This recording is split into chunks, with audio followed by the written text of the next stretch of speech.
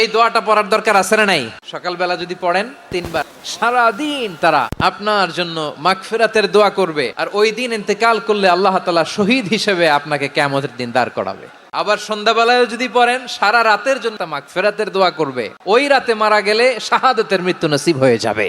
সকাল সন্ধ্যার যে জিকির, এই জিকিরের অন্তর্ভুক্ত করে নেবেন এই ওয়াজিফাটা। আউযু বিল্লাহি মিনাশ শাইতানির রাজীম। বিসমিল্লাহির রহমানির রহিম। হুয়াল্লাহু আল্লাযী লা ইলাহা ইল্লা হু আলিমুল গায়বি ওয়াশ শাহাদাতি হুয়ার রহমানুর রহিম।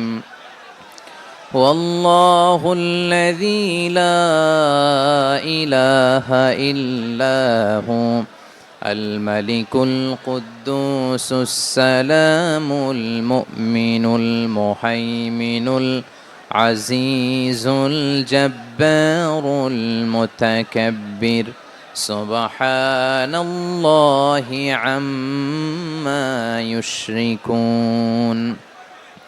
هو الله الخالق البارئ المصور له الأسماء الحسنى يسبح له ما في السماوات والأرض وهو العزيز الحكيم. মুখস্থ আছে না সবার? বাংলাদেশে ফজরের নামাজে প্রত্যেক মসজিদে যখন তাসবিহ পড়ে, ইমাম সাহেব এটা তালিম দেয় না, তালকিন দেয় না? মুখস্থ আছে না সবার? জি, ইনশাআল্লাহ।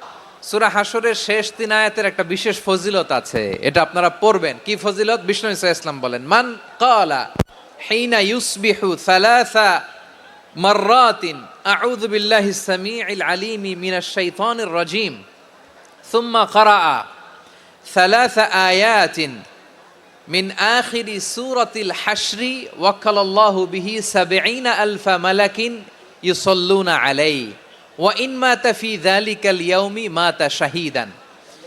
বিশ্বনবী মুহাম্মদুর রাসূলুল্লাহ সাল্লাল্লাহু আলাইহি ওয়াসাল্লাম ইরশাদ করেন, যে ব্যক্তি সকালবেলা 3 বার তেলাওয়াত করবে আউযু বিল্লাহিস সামিউল আলিম মিনাশ শাইতানির রাজীম, এরপরে সূরা হাশরের শেষ 3টি আয়াত তেলাওয়াত করবে, রব্বুল আলামিন ওই ব্যক্তির জন্য ৭০,০০০ ফেরেশতা নিয়োগ দিবেন, যারা সারা দিন ওই লোকের জন্য মাগফিরাতের দোয়া করবে। শুধু এখানেই শেষ নয়, বিশ্বনবী ফরমান, ওয়া ইন মাতা ফি যালিকাল ইয়াউমি মাতা শাহীদান, ওই দিন যদি ওই ব্যক্তিটা ইন্তেকাল করে, সে শহীদ হয়ে কিয়ামতের দিন আল্লাহর সামনে দাঁড়াবে। সকালবেলা যদি পড়েন 3 বার আউযু বিল্লাহিস সামিউল আলিম মিনাশ শাইতানির রাজীম 3 বার পড়ে সূরা হাশরের শেষ 3 আয়াত যদি তেলাওয়াত করেন, তাহলে আপনার জন্য আল্লাহ তাআলা ৭০,০০০ ফেরেশতা নিয়োগ করবে। সারা দিন তারা আপনার জন্য মাগফিরাতের দোয়া করবে। আর ওই দিন ইন্তেকাল করলে আল্লাহ তাআলা শহীদ হিসেবে আপনাকে কিয়ামতের দিন দাঁড় করাবে। সুবহানাল্লাহ, এত আস্তে।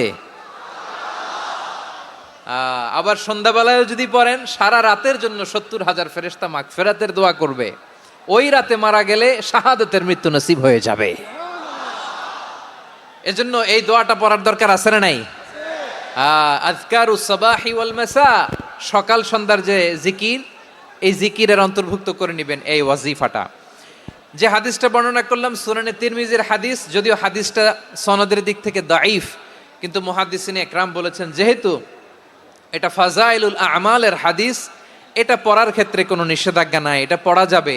সো সকাল সন্ধ্যা যদি সুযোগ হয় এই ওয়াজিফাটা যেন আমরা পড়ি।